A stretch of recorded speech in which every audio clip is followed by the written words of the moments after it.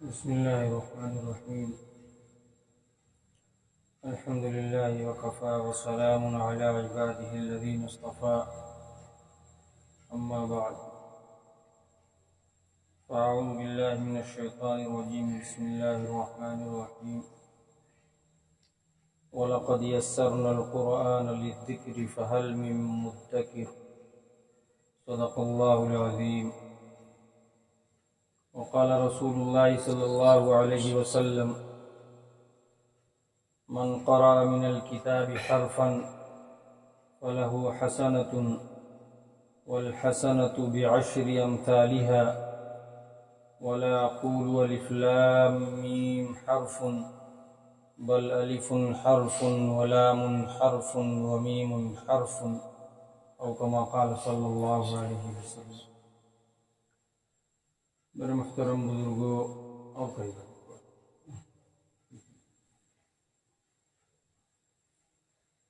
اللہ پاک نے بے انتہا کرم اور احسان فرمایا کہ اس نے ہمیں ایک اہم فریضہ یعنی مغرب کی نماز جماعت کے ساتھ پڑھنے کی توفیق عطا فرمائی، اور پھر تھوڑی دیر اپنے دین کی نسبت پر اپنے گھر کے اندر بیٹھنے کی توفیق عطا فرمائی. یہ اللہ کا بے انتہا کرم اور احسان ہے، ورنہ انسان کا وقت کہاں کہاں گزر جاتا ہے، کہاں کہاں ضائع ہو جاتا ہے، انسان اس کا تصور بھی نہیں کر سکتا ہے. یہاں اللہ کے دین کے لیے اللہ کے گھر کے اندر تھوڑی دیر بیٹھ جانا اور تھوڑی دیر دین کی بات کہنا سننا، قرآن کا پڑھنا پڑھانا اور حضور اکرم صلی اللہ علیہ وسلم پر درود بھیجنا، یہ ایسا عمل ہے کہ کل قیامت کے دن انسان اس بات کی حسرت اور تمنا کرے گا کاش ہمارا دنیا میں سارا وقت اللہ کے ذکر میں گزر گیا ہوتا. اور جو وقت اللہ کی ذکر کے بغیر، اللہ کے یاد کے بغیر گزرا ہوگا، اس پر انسان کو افسوس ہوگا کہ ہمارا فلاں وقت، فلاں لمحہ، فلاں منٹ اللہ کے ذکر کے بغیر گزر گیا. یہ دنیا جو اللہ نے بنائی ہے یہ بہت ہمیشہ کے لیے نہیں بلکہ وقتی ہے، عارضی ہے، فانی ہے، ختم ہونے والی ہے. اصل زندگی تو آخرت کی زندگی ہے، جہاں ہمیں ہر ایک کو جانا ہے اور جانے کے بعد اپنے دنیا کے کرتوت اور اس کے اعمال کا حساب دینا ہے. اصل زندگی وہی ہے، اور کامیاب وہی شخص ہے جو اپنی دنیا کو آخرت کے تیاری کے لیے استعمال کر لے. تو ہمارا اور آپ کا بیٹھنا دین کی نسبت ہے، دین کی نسبت پر ہے، اور اللہ تبارک و تعالیٰ کے گھر کے اندر ہے. حدیث پاک میں آتا ہے: مجتمع قوم بیت من بیوت اللہ تعالی یتلون کتاب اللہ ویتدارسونہ الا نزلت علیہم السکینہ وحفتہم الملائکہ وغشیتہم الرحمہ. کہ کوئی جماعت، کوئی قوم جب اللہ کے گھروں میں سے کسی گھر کے اندر یعنی مسجد کے اندر اللہ کے ذکر کے لیے، قرآن کی تلاوت کے لیے، قرآن کو سیکھنے اور سکھانے کے لیے جمع ہوتی ہے، اکٹھا ہوتی ہے، تو اللہ تعالیٰ اس پر سب سے پہلا انعام یہ نازل فرماتے ہیں کہ ان کے دلوں میں سکینہ، اطمینان نازل فرما دیتے ہیں، سکون نازل فرما دیتے ہیں، اور انسان اپنے دل کے اندر اطمینان اور سکون محسوس کرتا ہے. اور دوسرے اللہ تبارک و تعالیٰ کی جو سب سے معصوم مخلوق فرشتے ہیں، جو ہر وقت اللہ کی عبادت میں لگے ہوئے ہیں، اللہ کی نافرمانی نہیں کرتے ہیں، ایک لمحے کے لیے بھی اللہ کے ذکر اور اللہ کی یاد سے غافل نہیں ہوتے ہیں، اللہ تعالیٰ ان معصوم ملائکہ کو ایسی مجلس کے اندر شریک ہونے کے لیے بھیجتے. چنانچہ فرشتے زمین سے لے کر آسمان تک سب بانٹ کر مجلس کی باتیں سنا کرتے. یہ اتنی اہم، اتنی قیمتی مجلس ہے اور فرشتوں کا جس پر رحمت، جس کے اوپر سایہ ہو، اللہ تعالیٰ کی خصوصی رحمت اس کے اوپر نازل ہوا کرتی۔ اور سب سے بڑی بات یہ ہے جو حدیث پاک میں فرمایا وَذَكَرَهُمُ اللَّهُ فِي مَنْ عِنْدَهُ، کہ جتنے لوگ اس مجلس کے اندر شریک ہوتے ہیں اللہ تبارک و تعالی ان کا تذکرہ اپنے پاس موجود فرشتوں کے سامنے کیا کرتے ہیں۔ یہ کوئی معمولی بات ہے کہ ہم اور آپ اللہ تعالیٰ کو یاد کریں، یہ تو ایک بات ہے کہ اللہ ہمارے خالق ہیں، اللہ ہمارے مالک ہیں، اللہ کی کروڑوں نعمتیں ہمارے اوپر ہیں، ہر وقت اس کی نعمتیں بارش کی طرح سے برس رہی ہیں، ہم اور آپ اللہ کو یاد کریں، اللہ کا ذکر کریں، یہ تو ایک بات ہے، لیکن خالق کائنات دونوں جہان کا پروردگار ہمیں اور آپ کو یاد کریں، یہ وہ کوئی معمولی بات ہے؟ تو اگر ہم چاہتے ہیں کہ ہمارا ذکر آسمانوں پر ہو تو ہم اللہ کو کثرت سے یاد کریں، اور ہم ایسی مجلسوں میں شریک ہوں جہاں اللہ کا ذکر ہو رہا ہو، اللہ کے دین کی بات ہو رہی ہو، اللہ کے رسول صلی اللہ علیہ وسلم پر درود بھیجا جا رہا ہو، ہم ایسی مجلسوں میں شریک ہوں۔ خود قرآن کریم میں اللہ تعالیٰ فرماتے ہیں فَاذْكُرُونِي أَذْكُرْكُمْ وَاشْكُرُوا لِي وَلَا تَكْفُرُونَ، تم مجھے یاد کرو میں تمہیں یاد کروں۔ اگر ہم چاہتے ہیں کہ ہمارا تذکرہ آسمانوں پر ہوتا رہے اور اللہ تعالی ہمیں یاد کرتے رہیں، ہماری دستگیری فرماتے رہیں اور ہمارے اوپر رحمتوں کا نزول ہوتا رہے، ہر وقت ہم اللہ کی رحمت سے گھرے ہوئے ہوں، تو ہم اللہ کو یاد کریں، اللہ کا نام لیں، اللہ کے رسول صلی اللہ علیہ وسلم پر درود بھیجیں، ہمارا ذکر آسمانوں میں۔ ایسی مجلسیں، ایسی جگہیں جہاں اللہ تعالیٰ کے دین کی بات ہوتی ہے، اللہ کا ذکر ہوتا ہے، آسمان والوں کے لیے ایسے ہی چمکتی ہیں جیسے زمین والوں کے لیے ستارے چمکتے ہیں۔ رشک کرتا ہے فلک ایسی زمین پر اسعد جس پہ دو چار گھڑی ذکر خدا ہوتا ہے۔ آسمان پر تو ہر وقت اللہ کی عبادت ہو رہی ہے، کوئی چپا، کوئی گوشہ ایسا نہیں جہاں فرشتے عبادت کے اندر مصروف نہ ہو، لیکن اس زمین کے ٹکڑے پر آسمان بھی رشک کرتا ہے جہاں اللہ تبارک و تعالیٰ کے دین کی بات ہوتی ہے۔ اور یہ تو مسجد ہے، یہ تو اللہ کا گھر ہے، اس کے اندر بیٹھنا اللہ تبارک و تعالیٰ کو اور بھی زیادہ محبوب اور پسندیدہ ہے۔ بہرحال ایسی مجلسیں جہاں بھی ملیں ہمیں اور آپ کو غنیمت سمجھ کر اس میں شریک ہونا چاہیے، اور یہ سوچ کر شریک ہونا چاہیے کہ یہی مجلسیں کل قیامت کے دن ہمارے لیے فائدے کا سودا ثابت ہوں گی، اور وہ مجالس جس کے اندر اللہ کا ذکر نہ ہو کل قیامت کے دن حسرت اور افسوس کا باعث ہو۔ اسی لیے حدیث پاک میں آتا ہے کہ جب بھی دنیا کی کسی مجلس میں بیٹھو، جہاں بھی چند لوگ بیٹھے ہوں، جب اٹھنے لگو تو یہ دعا پڑھ لیا کرو سبحان اللہ وبحمدہ سبحانک اللہم وبحمدک ونشہد ان لا الہ الا انت ونستغفرک ونتوب الیک۔ یہ دعا مجلس کے لیے کفارہ بن جائے گی، یعنی اس کے اندر اللہ کا ذکر نہیں ہوا ہے، یہ دعا اٹھتے وقت پڑھ لی جائے تو مجلس کے لیے کفارہ بن جاتی ہے، ورنہ وہ مجلسیں باعث حسرت اور افسوس ہوں گی۔ بہرحال دوستو، ہمارا اور آپ کا جمع ہونے کا ایک مقصد ہے، وہ مقصد یہ ہے کہ ہم کو اور آپ کو اللہ تعالیٰ نے پیدا کیا ہے، اور پیدا کر کے یوں ہی نہیں چھوڑ دیا بلکہ دنیا کی ساری مخلوقات میں سب سے افضل بنایا، سب سے بہتر بنایا، سب سے اعلیٰ بنایا، سب سے اشرف بنایا ہے۔ ساری دنیا کی مخلوق پر ہمیں اور آپ کو فضیلت عطا فرمائی، ہمیں اللہ نے دماغ دیا، اللہ نے ہمارے اندر سوچنے سمجھنے کی صلاحیت رکھی ہے، ہم اللہ کے یہاں مکلف ہیں اور اپنے اعمال کے جواب دہ ہیں۔ اللہ نے اتنا بہترین ہمیں اور آپ کو بنایا کہ خود قسم کھا کر فرما رہے ہیں لَقَدْ خَلَقْنَا الْإِنسَانَ فِي أَحْسَنِ تَقْوِيمٍ، چار چیزوں کی قسم کھا کے اللہ فرما رہے ہیں، والتین والزیتون وطور سینین وهذا البلد الامین لقد خلقنا الانسان فی احسن تقویم۔ چار چیزوں کی قسم کھانے کے بعد اللہ فرما رہے ہیں ہم نے انسان کو سب سے بہترین سانچے میں ڈالا۔ اب اگر اس پہ بات کی جائے بات لمبی ہو جائے گی، لیکن ہم اور آپ خود غور کریں کہ اللہ نے ہم کو کتنا بہترین بنایا ہے۔ آپ اندازہ لگائیں کہ قرآن میں اللہ تعالیٰ فرماتے ہیں یا ایھا الانسان ما غرک بربک الکریم الذی خلقک فسواک فعدلک۔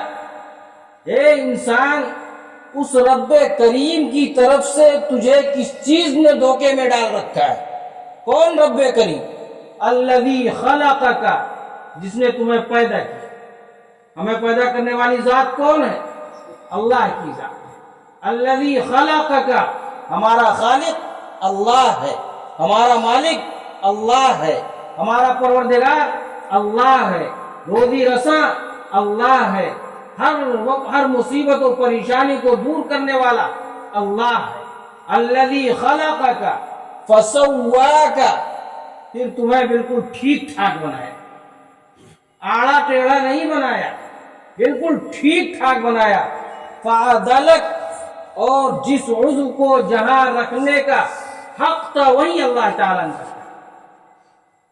اب آپ ذرا غور کریں کہ انسان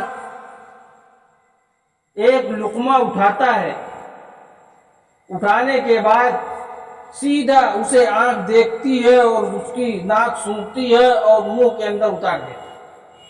اگر اللہ تبارک و تعالیٰ اس آنکھ کو ہماری پیچھے کی طرف لگا دیتے اور اس ناک کو ہماری بائیں طرف لگا دیتے تو لگا سکتے تھے کہ نہیں لگا سکتے؟ لیکن اللہ تبارک و تعالیٰ نے جس عضو کو جہاں رکھنے کا حق تھا وہیں رکھا ہے۔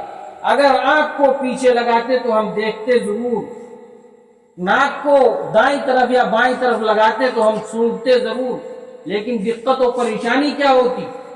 ایک لقمہ ہم اٹھاتے، اب اسے دیکھنے کے لیے اس کے اندر روڑا تو نہیں ہے، کیڑا تو نہیں ہے، مکوڑا تو نہیں، کچھ پڑا ہوا تو نہیں ہے، پہلے پیچھے لے جاتے۔ اس کے بعد اسے سونگھنے کے لیے سڑا ہوا بدبودار تو نہیں ہے، کھانے کے لائق ہے کہ نہیں، پھر اس کو بائیں طرف ناک کے پاس لے جاتے، پھر اس کے بعد یہاں لا کر منہ کے اندر رکھتے۔ دقت و پریشانی ہوتی کہ نہیں؟ لیکن اللہ تعالیٰ نے جس عضو کو جہاں رکھنے کا حق تھا وہیں رکھا کہ ایک لقمہ انسان نے اٹھایا، آنکھ نے دیکھا، ناک نے سونگا اور منہ کے اندر رکھ دیا، پیٹ کے اندر چلا گیا۔ اسی کو اللہ تعالیٰ فرماتے ہیں یا ایھا الانسان ما غرک بربک الکریم، کون سی چیز ہے، کس نے تم کو اس رب کریم کی طرف سے دھوکے میں ڈال رکھا ہے؟ الذی خلقک، جس نے تمہیں پیدا کیا، فسواک، اور تمہارے سارے اعضاء کو ٹھیک ٹھاک بنایا، نہ لنگڑا بنایا، نہ لولا بنایا، نہ اندھا بنایا، نہ بہرا بنایا، بلکہ ٹھیک ٹھاک بنایا۔ فعدلک، جس عضو کو جہاں رکھنے کا حق تھا وہیں رکھا ہے۔ اس رب کی طرف سے کس نے تم کو دھوکے میں ڈال رکھا ہے؟ تو پھر اللہ تعالیٰ نے انسان بنایا، سب سے بہترین سانچے میں ڈالا، اس کے بعد ہمیں یوں ہی نہیں چھوڑ دیا۔ ایک کمپنی جب کوئی سامان بناتی ہے اور مارکیٹ میں اسے لانچ کرتی ہے تو اس کے ساتھ ساتھ ایک کتابچہ اور بکلیٹ بھی دیتی ہے کہ اگر اس مشین کو اس کتابچے میں دی ہوئی ہدایت کے مطابق استعمال کیا جائے گا تو کمپنی کی سامان کی گارنٹی ہوگی، اور اگر اس کے خلاف استعمال کیا جائے گا تو کمپنی کی کوئی گارنٹی نہیں ہوگی۔ اللہ تعالیٰ نے بھی ہمیں اور آپ کو یوں ہی نہیں چھوڑ دیا، بلکہ ہمیں قرآن کریم جیسی عظیم دستور زندگی کتاب عطا فرمائی، عظیم کتاب ہدایت عطا فرمائی، اور فرما دیا کہ جو شخص اس کتاب کے مطابق زندگی گزار کر آئے گا اللہ تعالیٰ اس کے لیے جنت کی گارنٹی اور ضمانت دیتے ہیں۔ اس کتاب کے خلاف زندگی گزار کر آئے گا اللہ کی کوئی ضمانت اور گارنٹی نہیں۔ یہ قرآن کریم کوئی تعویذ گنڈوں کی کتاب نہیں ہے، یہ طاقوں میں سجانے کی کتاب نہیں ہے، یہ قرآن کریم کتاب ہدایت ہے۔ لیکن مسئلہ یہ ہے، افسوس اس بات کا ہے کہ ہم نے قرآن کو سینے سے لگایا ہی نہیں، قرآن کو ہم نے برکت کے لیے گھروں میں رکھ لیا، نہ اس کی تلاوت کی توفیق ہوئی، نہ اس کو سمجھنے کی توفیق ہوئی، نہ اس کا معنی اور مطلب پڑھنے کی توفیق ہوئی، اور نہ اس کے احکامات پر عمل کرنے کی توفیق۔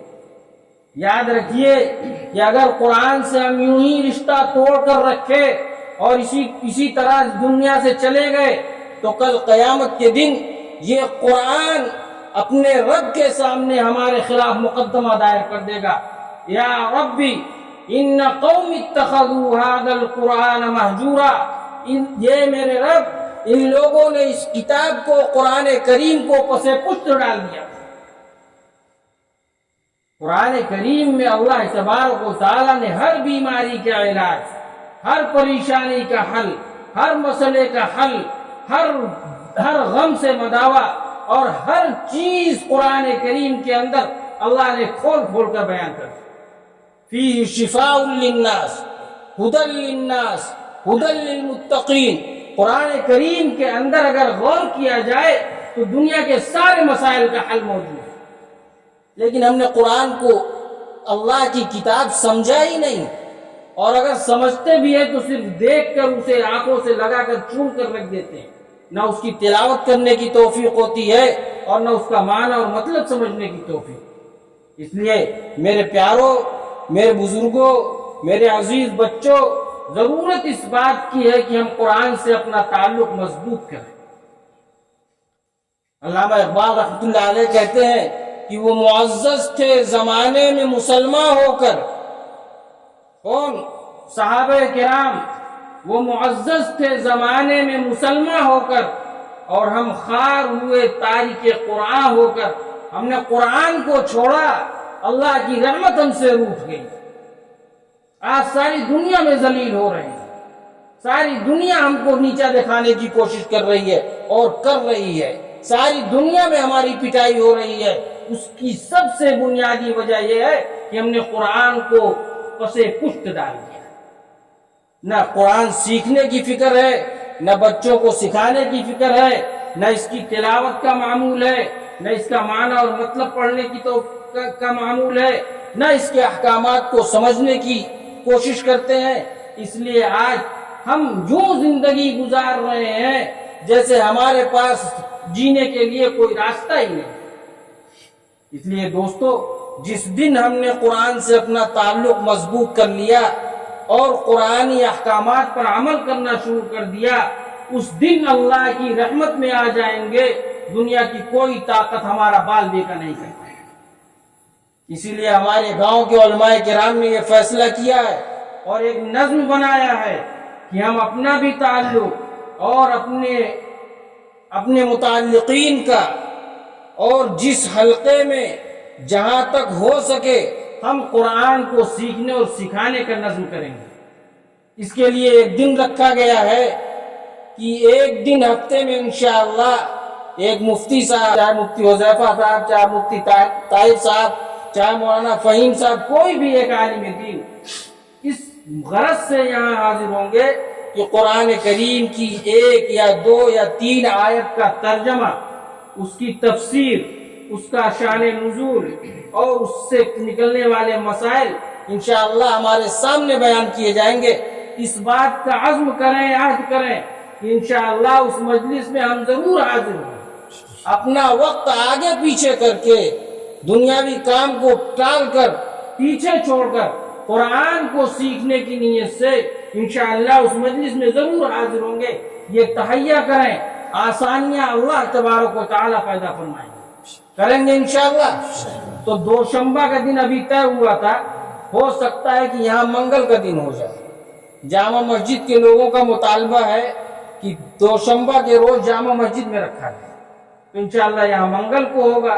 منگل کے دن مفتی صاحب آئیں گے یا ان کے ساتھی مفتی حذیفہ صاحب، کوئی بھی ایک عالم دین آئے گا جو مستند عالم ہے، فارغ التحصیل ہے، جس نے قرآن کو سیکھا ہے، وہ آپ کے سامنے انشاءاللہ قرآن کی تفسیر بیان کریں گے اور اس سے نکلنے والے مسائل، اس کے علاوہ بھی آپ کو کوئی سوال کرنا ہے دینی سوال، وہ آپ کر سکتے ہیں۔ اس کے لیے اپنا وقت فارغ کریں۔